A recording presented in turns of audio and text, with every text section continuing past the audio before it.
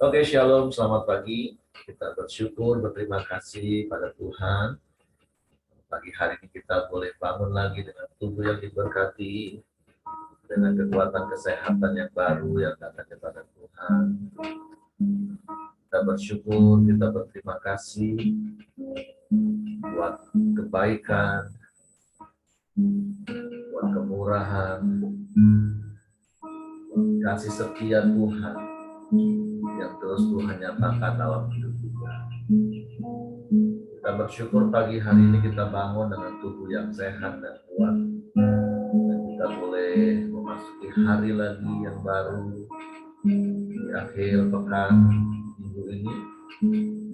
Kita bersyukur buat pemeliharaan Tuhan sepanjang minggu ini, dan kita percaya kasih setia Tuhan tidak pernah berkesudahan dalam hidup kita. Bapa, kami bersyukur, kami berterima kasih kepadamu.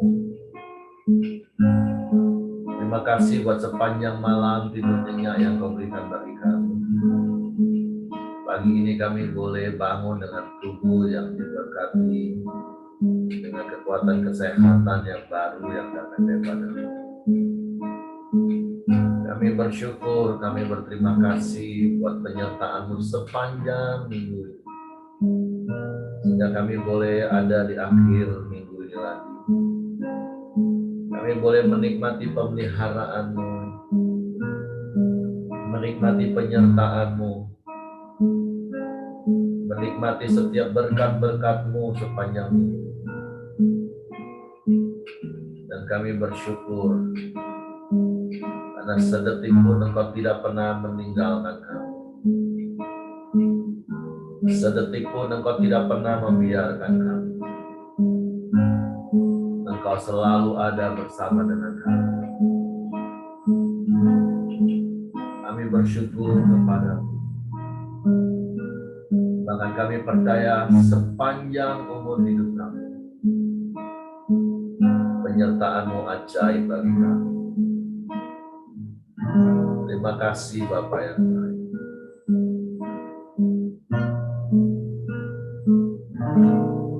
Ya Tuhanku, aku hendak bernyanyi bagi-Mu selama aku hidup. Ya Allahku, aku hendak bermazmur bagi-Mu selagi ku ada. Sekali lagi mari katakan, ya Tuhanku, aku hendak bernyanyi bagi-Mu. Ya Tuhanku, aku hendak bernyanyi bagi-Mu selama aku hidup. Ya Allahku, aku hendak bermazmur bagi-Mu selagi ku ada.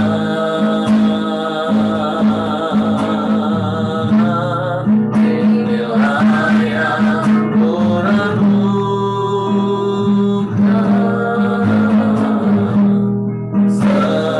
setiap waktu.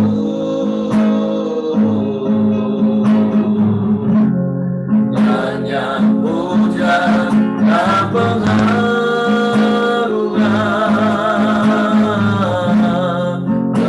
kepadamu.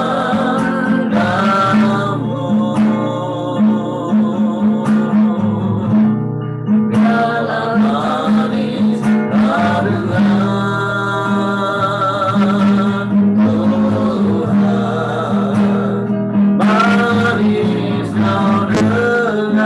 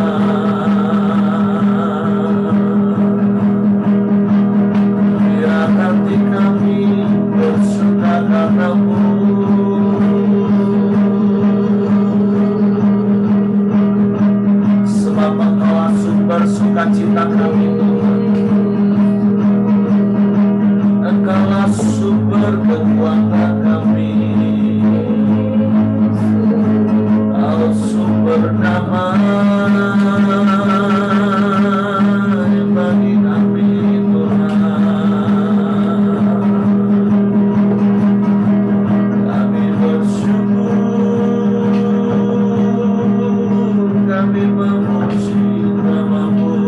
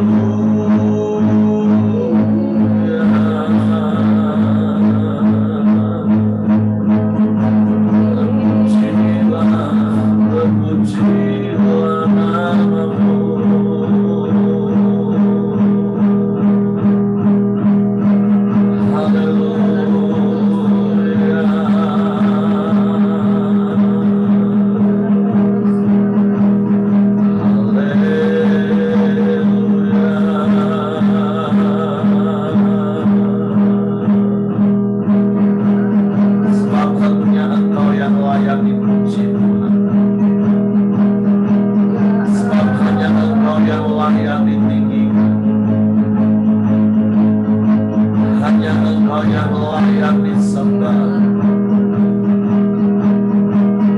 karena perbuatanmu ajaib di antara kami.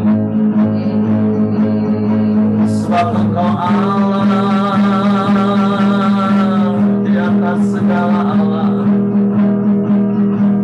Engkau Tuhan di atas segala Tuhan. Dan tidak ada Allah yang seperti-Mu, tidak ada yang lain selain Engkau Yesus Tuhan. Engkau yang mengasihi kami, Engkau yang menjadikan kami anak-anak-Mu,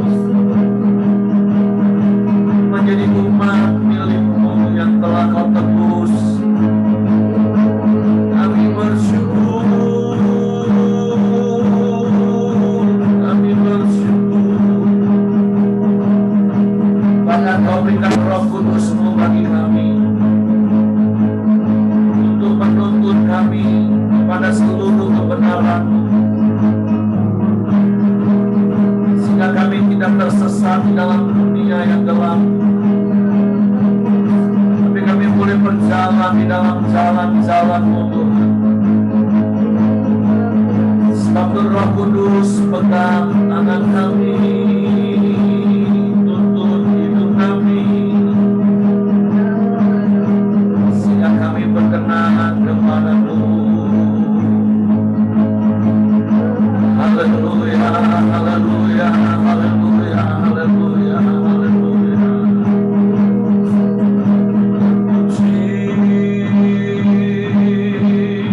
Pujilah nama-Mu, pujilah nama-Mu.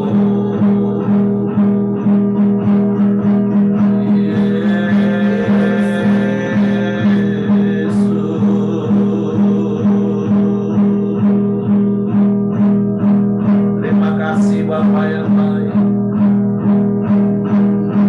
Terima kasih. Terima kasih Yesus. Terima kasih Roh Kudus. Ketiganya yang esa, kami bersyukur.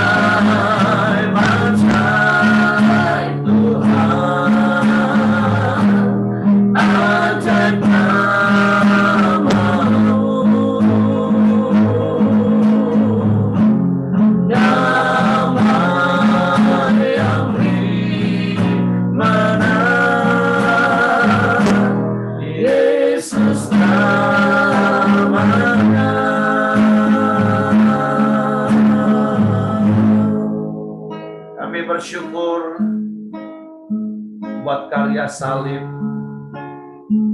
yang menjadikan kami anak-anak-Mu, Tuhan.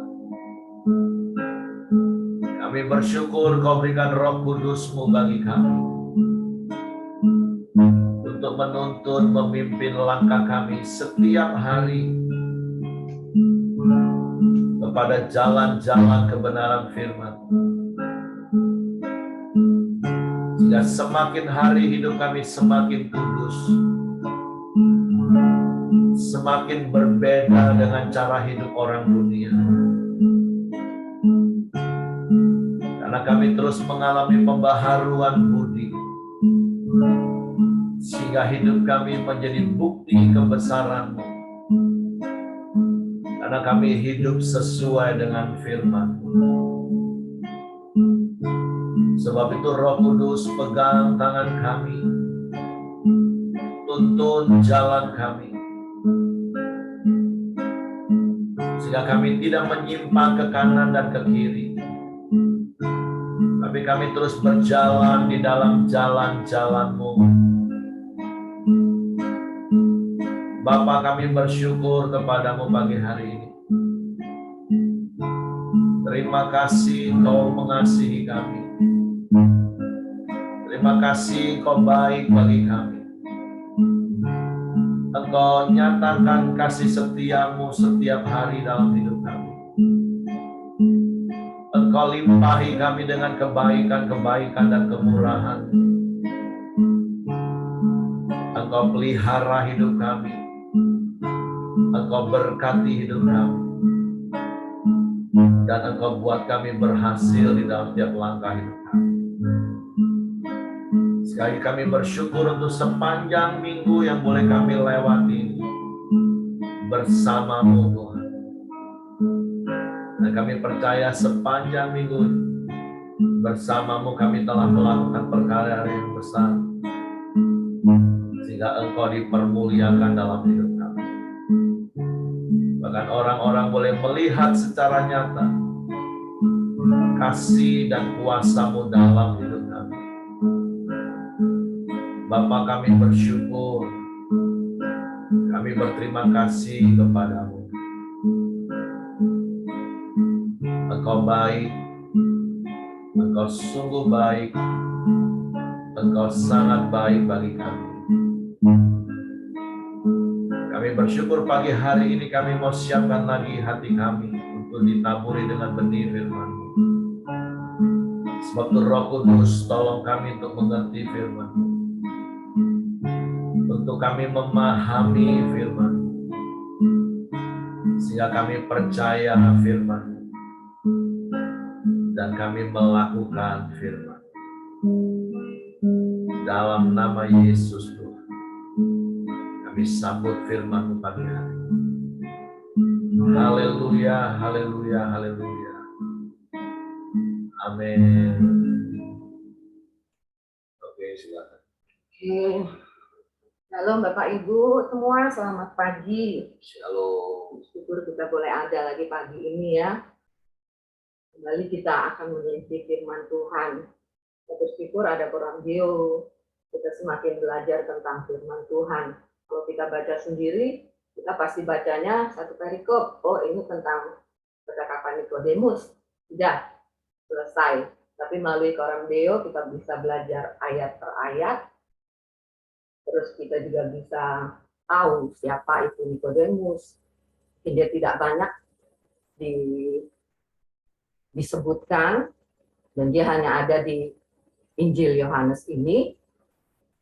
Dan saya juga baru tahu hari ini ketika saya meneliti bahwa di akhir ketika Yesus mati, ternyata yang kita tahu kalau di Injil lain, Matius, Markus, Lukas, itu disebutkan hanya Yusuf Arimatea yang mengambil mayat Yesus. Itu ternyata di Injil Yohanes dikatakan Yusuf Arimatea dan Nikodemus. Nikodemuslah yang membawa rempah-rempah buat Yesus. Dia membawa minyak mur, membawa garam, yang semuanya untuk memoles tubuh Yesus. Nah, saya baru tahu hari ini, padahal kisah ini termasuk kisah yang sering. Karena ini berbicara tentang, kemarin kita sudah percakapan awal Nikodemus dengan Tuhan Yesus adalah tentang lahir baru, tentang kelahiran kembali. Nah, hari ini kita akan melihat di ayat yang ke-7 dan ke-8 di dalam Yohanes 3 ayat 7 dan 8. Janganlah engkau heran, karena aku berkata kepadamu, kamu harus dilahirkan kembali. Angin bertiup kemana ia mau, dan engkau mendengar bunyinya. Tetapi engkau tidak tahu dari mana ia datang atau kemana ia pergi. Demikianlah halnya dengan tiap-tiap orang yang lahir dari roh. Nah, di ayat 7 dikatakan bahwa janganlah engkau heran. Jelas ini tertuju kepada Nikodemus. Dan memang Yesus sedang menginjil kepada Nikodemus. Kalau di ayat yang pertama sampai ayat yang ke-6, Yesus berkata kepada setiap orang secara umum. Tetapi di ayat yang ke-7, Yesus khusus berkata kepada Nikodemus. Dikatakan bahwa aku berkata kepadamu, kamu harus dilahirkan kembali. Nah, perkataan janganlah engkau heran, pada dasarnya memang Nikodemus belum percaya kepada Yesus. Dan nanti besok kita akan belajar lagi lanjutan tentang jawaban Nikodemus, dasarnya memang dia belum percaya kepada Yesus. Apalagi background dia adalah orang Farisi, orang yang memang memiliki firman, tetapi dia tidak percaya kepada Yesus sebagai Tuhan. Karena itu di awal percakapan, dia mengakui Yesus sebagai guru, pengajar. Tetapi untuk mengakui Yesus sebagai Tuhan, itu belum. Dan saya tidak tahu juga pada akhir hidupnya apakah dia percaya bahwa Yesus adalah Tuhan, karena di dalam, kalau kita baca terus di Injil Yohanes ini, Nikodemus pernah membela Yesus ketika Yesus ditangkap dan di hadapan teman-temannya yang lain.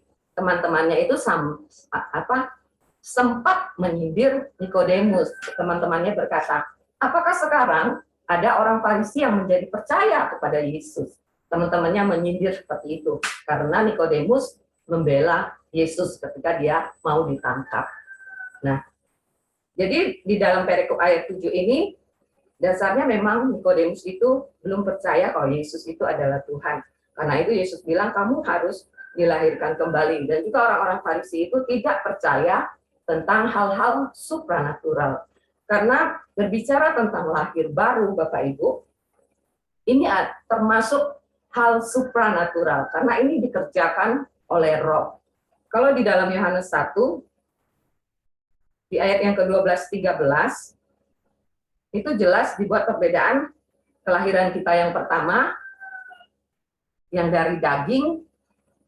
Firman Tuhan berkata begini, tetapi semua orang yang menerimanya diberinya kuasa supaya menjadi anak-anak Allah, yaitu mereka yang percaya dalam namanya. Orang-orang yang diperanakan bukan dari darah atau dari daging, bukan pula secara jasmani oleh keinginan seorang laki-laki, melainkan dari Allah. Nah, kelahiran kita yang pertama, kita lahir secara jasmani. Kita lahir oleh daging, darah dan daging. Nah, tapi lahir baru ini, kita adalah lahir dari Allah. Pekerjaannya adalah Roh Kudus yang mengerjakannya. Nah, hal ini yang tidak dapat masuk menurut logikanya Nikodemus, sehingga dia akan membantahnya. Gitu. Dia berkata nanti di ayat besok, berkata tidak mungkin, bagi dia itu tidak mungkin gitu, karena dia tidak percaya hal-hal yang supranatural. Nah, kita kembali ke ayat yang sebelumnya, yang perikop inti kita baca hari ini, di ayat yang ke-7. Nah, jadi Tuhan mengingatkan dia, kamu tidak perlu heran kan, kata Tuhan. Kenapa harus heran gitu loh? Karena memang dia tidak percaya hal-hal yang supranatural. Bahwa lahir baru itu kelahiran baru. Kembali kelahiran, dianggaplah kelahiran kita yang percaya kepada Yesus, kita lahir baru. Kelahiran kita yang kedua kali ini adalah pekerjaan Roh Kudus. Nah, jadi Tuhan tuh menginjili Nikodemus supaya dia itu juga mau dilahirkan kembali. Nah, terus Tuhan juga memberi gambarannya seperti ini. Angin bertiup kemana ia mau, dan engkau mendengar bunyinya. Tetapi engkau tidak tahu dari mana ia datang atau kemana ia pergi. Nah, memang Roh Kudus kita tidak dapat melihatnya dengan kasat mata kita. Ya, seperti angin, kita tidak dapat melihatnya, tetapi kita percaya bahwa Roh Kudus itu ada. Percayanya melalui apa? Ya melalui hasilnya, akibatnya, dampaknya. Nah itu. Dan penekanan yang di ayat ini yang saya dapat adalah di ayat yang terakhir, ayat 8 yang terakhir, demikianlah halnya dengan tiap-tiap orang yang lahir dari Roh. Nah, kita percaya bahwa kita sudah lahir baru ketika kita percaya Yesus, kita lahir baru, bahkan kita sudah dimateraikan, diteguhkan lewat baptisan, bahwa kita ini anak Allah loh. Kalau kita melalui proses kelahiran pertama, proses kita panjang, kita dikandung 9 bulan, tapi dengan cara Tuhan yang ajaib, kelahiran kita yang kedua yang namanya lahir baru, dilahirkan kembali, itu tidak melalui proses. Firman Tuhan katakan seketika. Seketika ketika percaya, seketika itu juga kita menjadi anak Allah. Nah, jadi status kita ini sekarang sudah anak Allah. Nah, karena itulah demikianlah halnya dengan tiap-tiap orang yang lahir dari roh. Nah, yang lahir dari roh berarti memang kita nggak kelihatan. Orang Kristennya kita secara fisik kita nggak akan kelihatan. Tetapi yang bisa membedakan kita antara orang Kristen atau tidak itu adalah hasil kita, buah kita, dampak kita bagi orang-orang yang hidup, yang melihat kita. Nah, hari ini yang saya dapatkan itu. Jadi bagaimana kita hidup dipimpin roh. Kita tidak bukan hanya sekedar kita tahu, tetapi kita bahkan firman Tuhan yang lain mencatat bahwa kita ini sudah jadi manusia yang baru. Di Korintus berkata, kita adalah ciptaan yang baru. Yang lama sudah berlalu. Manusia lama kita itu sudah berlalu. Kita ini adalah manusia roh. Jadi kita harus sadari bahwa kita ini manusia roh. Hidup kita ini harus lebih menurut kepada roh. Nah, apalagi firman Tuhan juga menunjukkan kita, daging kita lemah, tetapi roh kita penurut. Jangan kita suka membatasi diri kita sering berkata, iyalah dagingku ini masih lemah. Kita sering justru memanfaatkan kedagingan kita. Tetapi yang harus lebih kita fokus adalah bahwa kita ini manusia roh. Jadi kita harus sadari aku ini manusia roh gitu loh. Jadi itulah yang menjadi benteng, menjadi pagar bagi kita ketika kita manusia lama kita muncul, kita akan berkata, oh tidak, aku ini manusia roh. Itulah kita harus menyangkal diri setiap hari, kata firman, supaya roh itu teruslah yang akan memimpin kita. Nah, yang saya dapatkan renungan dua ayat ini adalah itu, bahwa ketika kita sudah lahir baru, kita menjadi ciptaan yang baru, bahkan kita terus bertumbuh menjadi manusia baru, adalah bagaimana Roh Kudus yang ada di dalam hidup kita itu, yang tidak terlihat oleh mata, tetapi karyanya, hasilnya, buahnya, dampaknya itulah yang bisa dilihat oleh orang. Demikianlah kita bisa menjadi saksi ketika kita hidup di dalam roh, kita hidup dipimpin roh, bahkan kita hidup dikuasai roh. Sehingga orang bisa melihat bahwa kita adalah manusia roh, manusia yang percaya kepada Yesus, yang notabene katanya orang Kristen. Nah, sampai di sini Bapak Ibu yang saya dapatkan. Saya kembalikan kepada suami tercinta. Oke, terima kasih. Ya, jadi dua hal yang kita belajar pagi hari ini, seperti istri saya katakan, sebagaimana Yesus berkata kepada Nikodemus, supaya tidak heran, tetapi kamu harus dilahirkan kembali. Jadi bicara tentang lahir baru itu bicara tentang personal, berbicara tentang pribadi.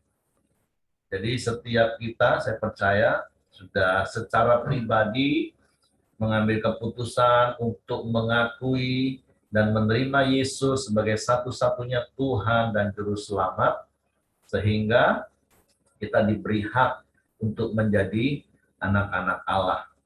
Jadi begitu jugalah, sebab itu kita punya tanggung jawab kalau kita sebagai orang tua, minimal anak-anak kita, mereka juga harus mengalami yang namanya lahir baru. Karena sekali lagi bicara lahir baru itu berbicara tentang personal. Jadi tidak ada satu paket. Walaupun memang ada ayat yang katakan, apabila satu orang diselamatkan, maka seluruh anggota keluarganya akan diselamatkan. Ini bukan bicara tentang langsung otomatis satu paket, enggak. Tapi, sekali lagi, bicara tentang keselamatan, bicara tentang lahir baru, itu adalah personal. Makanya Yesus secara pribadi, seperti saya tadi bilang, Yesus sampaikan kepada Nikodemus bahwa kamu harus dilahirkan kembali. Jadi ya pembelajaran pertama, setiap kita orang tua, khususnya yang masih anak-anak yang masih kecil, didiklah sejak kecil akan kebenaran firman Tuhan. Karena firman Tuhan itu bermanfaat bagi mereka untuk mendidik orang, untuk menyatakan kesalahan, menuntut orang pada kebenaran, dan menuntut pada jalan keselamatan. Nah, yang kedua yang seperti istri saya tadi katakan juga, sebagai orang-orang yang sudah lahir baru, hidup kita ini harus berdampak. bunyinya itu harus didengar, dan dampaknya itu harus terlihat. Walaupun mungkin bagi kitanya nggak dilihat, nggak dinilai, nggak masalah. Seperti angin kan, kita nggak bisa melihat angin, tapi kita bisa mendengar suaranya dan kita bisa melihat dampaknya, apa yang terjadi. Nah, begitu juga dengan hidup kita. Orang boleh tidak menganggap kita, orang boleh tidak masukkan kita dalam hitungan, tapi yang pasti hidup kita ini berdampak.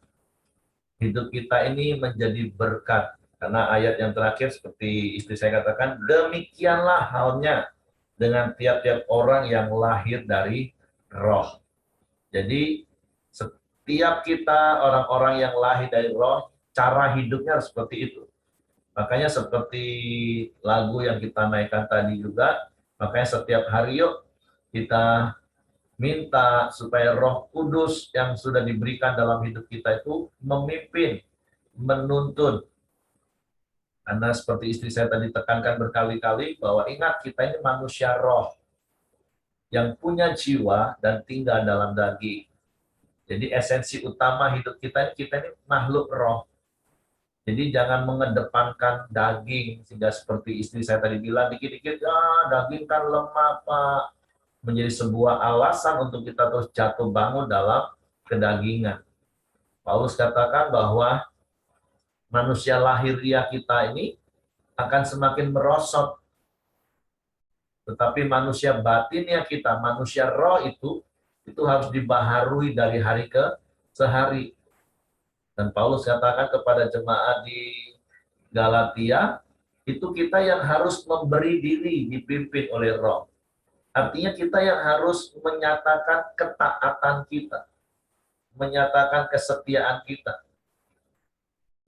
Nah, makanya kita bersyukur, seperti istri saya tadi katakan, setiap hari sekarang kita boleh sama-sama belajar firman, diisi firman dengan kebenaran, yang setiap hari, setiap saat, setiap waktu membuat kita semakin mengenal Tuhan. Semakin hari, semakin mengerti apa yang Tuhan mau dalam hidup kita.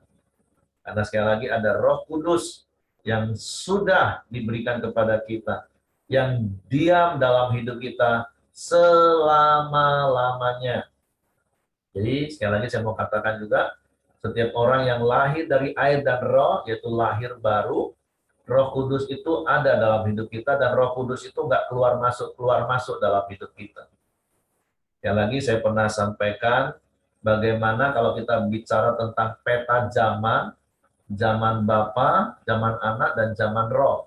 Kita ada di zaman Roh. Nah, gambarannya pernah digambarkan di dalam kitab Kejadian waktu peristiwa Nabi Nuh. Ketika akhirnya bumi mulai surut, pada waktu itu pertama Nabi Nuh melepaskan burung gagak memang, dan burung gagak itu terbang hilir mudik. Tapi kita nggak bicara soal burung gagak, karena gambaran Roh Kudus itu adalah merpati. Nah, jadi yang pertama, kemudian Nuh melepaskan burung merpati, dan firman Tuhan mengatakan burung merpati itu kembali kepada Nuh, karena dia tidak mendapatkan tempat untuk berpijak.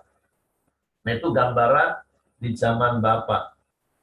Nah, kemudian dilepas lagi beberapa hari kemudian burung merpatinya.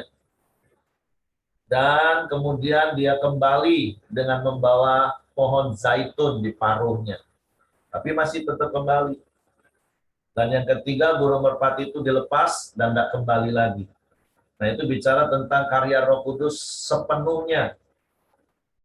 Full. Makanya kalau kita baca di Perjanjian Lama, hanya orang-orang tertentu dan bersifat temporer. Kepenuhan, nabi-nabi kepenuhan. Nah, setelah itu sudah enggak lagi. Tapi bagi kita yang hidup di zaman roh, itu Roh Kudus itu diam selama-lamanya. Nanti di Injil Yohanes pasal 14 kita akan belajar hal itu. Jadi jangan pernah berpikir bahwa kita jalani hidup kita ini dengan kekuatan kita sendiri.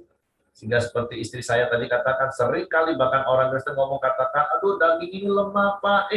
Ingat ada Roh Kudus dalam hidup kita ini. Makanya seperti saya katakan, iya mungkin kalau seperti pesawat ketika kena crosswind, dia pasti akan goncang, bahkan ketika ada turbulensi mungkin dia sepertinya terhempas, tapi alarm pesawat itu akan langsung bunyi, pull up, angkat. Nah begitu juga dengan Roh Kudus dalam hidup kita. Ketika kita berjalan dalam hidup ini ada begitu banyak hal, maka ada Roh Kudus yang akan ingatkan kita, tobat, ingat firman. Nah, jadi kita yang harus memberi diri dipimpin oleh Roh. Bagian kita adalah tunduk, taat, rendah hati, dan lemah lembut. Supaya apa? Seperti yang saya katakan tadi dalam doa, supaya hidup kita ini semakin kudus. Dan sekali lagi kata kudus itu artinya hageos. Hidup kita ini semakin hari semakin beda. Sama seperti waktu saya jelaskan tentang Yohanes 1:12 kan. Kalau baru-baru jadi orang Kristen, ya oke lah. Seperti bayi-bayi rohani. Wajah bayi itu semua sama. Tapi dengan berjalannya waktu, semakin kita bertumbuh, kita harus semakin berbeda. Bayi yang satu dengan yang lain pasti akan berbeda. Dan ingat, kita ini anak Bapa. Oleh sebab itu, demikianlah harusnya kita hidup. Hidup dipimpin oleh Roh. Sehingga di ayat yang kemarin kita baca bahwa kita ini harus dilahirkan dari air dan dari Roh. Itu berbicara kita lahir baru, terus kita hidup di dalam pimpinan Roh Kudus. Oke, itu saja yang ingin saya tambahkan. Mungkin Bapak Ibu yang lain ada hal yang mau ditambahkan. Oke, Bu Mirianti silakan. Iya, tadi Pak Heri kan katakan zaman Bapa, zaman Tuhan Yesus dan zaman Roh. Kita ada di zaman Roh. Ya, kalau dulu Bapa itu Allah Bapa menampakkan diri pada Musa itu dalam badai. Ya, ada badai, awan, badai, gemuruh gitu. Nah, Bapa ada di sana. Kalau Tuhan Yesus physically pada waktu itu bersama-sama murid-muridnya. Nah, zaman Roh ini Bapak Ibu, memang Bu Vincent betul, kita tidak bisa melihat, tapi kita bisa merasakan Bapak Ibu. Saya ini memang ya Tuhan karuniakan beruntung ya hidup di tengah lingkungan yang banyak pohon ya. Tapi ada suatu saat ya kalau mau hujan itu panas banget, nggak ada angin. Tapi kalau saya datang keluar, saya bicara sama Tuhan, oh Tuhan, itu bagaimana ini mau hujan, Tuhan gitu, saya doa gitu ya. Tiba-tiba ada angin berhembus Bapak Ibu, kayaknya itu khusus deh di sekitar saya aja. Nah, kalau saya merasakan begitu itu kadang-kadang saya merinding. Tapi saya senang karena pada saat itu saya ada damai sejahtera. Itu rasanya kayak gitu Bapak Ibu, itu fisikal ya. Tapi kadang-kadang saya itu mendengar suara. Mau ada kecelakaan, aduh terus saya berdoa Tuhan, jangan ada kecelakaan yang merenggut nyawa gitu ya. Ada kecelakaan betul Bapak Ibu. Jadi sebenarnya Roh Kudus ini Bapak Ibu, oh luar biasa. Ada pada diri kita, ada di sekitar kita, memenuhi semuanya. Karena Tuhan berkata, roh yang ada padamu itu lebih besar dari roh apapun di muka bumi ini. Saya sedang sendirian di dalam rumah ya. Tapi ya memang tetangga saya ini sepi. Cuman ada 4 keluarga di blok 8 ini. Padahal ini ada berapa ya? 40 rumah. Itu cuman ada 4 keluarga. Kan sepi ya. Sore, malam gitu.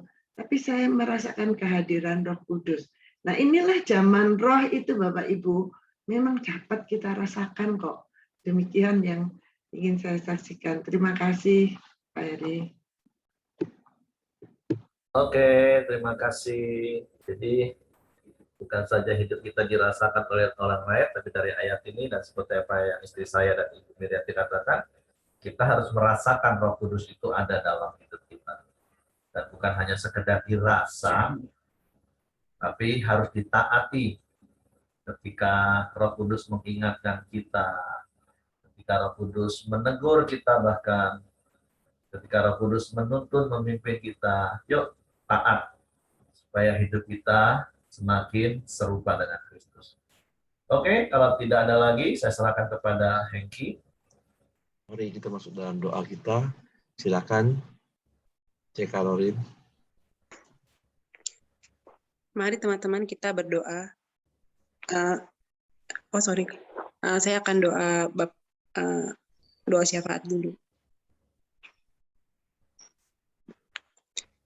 Ya Tuhan, kami berdoa untuk Lala, kiranya Tuhan beri kesembuhan untuk semua sakit penyakitnya dan organ jantungnya. Di dalam nama Yesus, oleh bilur Yesus, Lala sudah disembuhkan. Ya Tuhan, kami juga berdoa untuk Ibu Teti, kiranya Tuhan beri kesembuhan untuk sakit batuknya dan segala sakit yang ada di dalam tubuhnya. Di dalam nama Yesus, bilur Yesus sudah menyembuhkan Ibu Teti.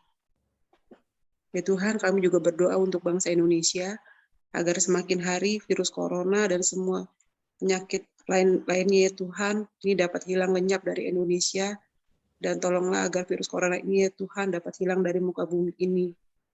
Tuhan, kami juga berdoa untuk Pak Presiden dan semua para pemimpin yang ada di Indonesia ya Tuhan, agar ada kesatuan hati untuk memimpin Indonesia di dalam nama Yesus, ada damai, sukacita, dan sejahtera di Indonesia ini ya Tuhan, di dalam nama Yesus. Mari teman-teman kita berdoa Bapa kami. Bapa kami yang di surga, dikuduskan namamu, datanglah kerajaanmu, jadilah kehendakmu di bumi seperti di surga.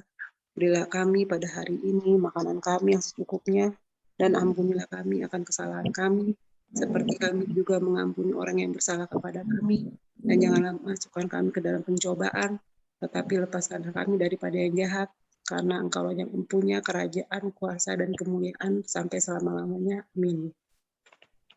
Pak Heri, silakan tutup dalam doa, Pak. Bapak, kami bersyukur, berterima kasih kepadamu. Terima kasih buat firman-Mu yang mengingatkan kami lagi. Dan biarlah kami terus hidup berjalan di dalam pimpinan Roh-Mu yang akan menuntun kami kepada seluruh kebenaran-Mu. Sehingga hidup kami semakin hari boleh semakin dibaharui, semakin hari semakin serupa dengan Kristus, sehingga cara hidup kami tidak sama dengan cara hidup orang dunia. Supaya melalui hidup kami Tuhan, Engkau dipermuliakan, melalui hidup kami Engkau ditinggikan, dan Engkau menarik semua orang datang kepadamu melalui hidup kami. Bapa, kami bersyukur sekali lagi buat hari yang baru yang Kau jadikan bagi kami, hari penuh berkat, penuh kemenangan, dan sukacita yang melimpah yang Kau jadikan bagi kami. Engkau yang memelihara kami, memenuhi semua kebutuhan keperluan kami, menurut kekayaan kemuliaan dalam Kristus Yesus. Tutup bungkus kami dengan kuasa darah Yesus. Malaikat-Mu memagari tempat tinggal kami, menyertai keluar masuk kami sepanjang hari ini. Bahkan anak-anak kami, juga cucu bagian punya, Tuhan Engkau juga menyertai. Sehingga setiap kami boleh melihat dan menikmati kasih setia-Mu yang tiada pernah berkesudahan itu nyata dalam hidup kami. Dan Kau memenuhi semua kebutuhan keperluan kami menurut kekayaan kemuliaan dalam Kristus Yesus. Dan apa yang dikerjakan tangan kami, Tuhan buat berhasil, dan biarlah Engkau yang dipermuliakan. Tuhan, kami bersyukur buat hari baru penuh berkat ini. Biarlah kasih karunia Bapa, damai sejahtera dari Yesus Kristus, serta pimpinan persekutuan Roh Kudus menyertai kita sekalian. Mulai hari ini sampai Maranatha, Dia Yesus datang kali yang kedua. Di dalam berkat nama Tuhan Yesus Kristus. Haleluya. Amin. Oke, semangat pagi, selamat beraktivitas, Tuhan memberkati. Sampai ketemu hari Senin.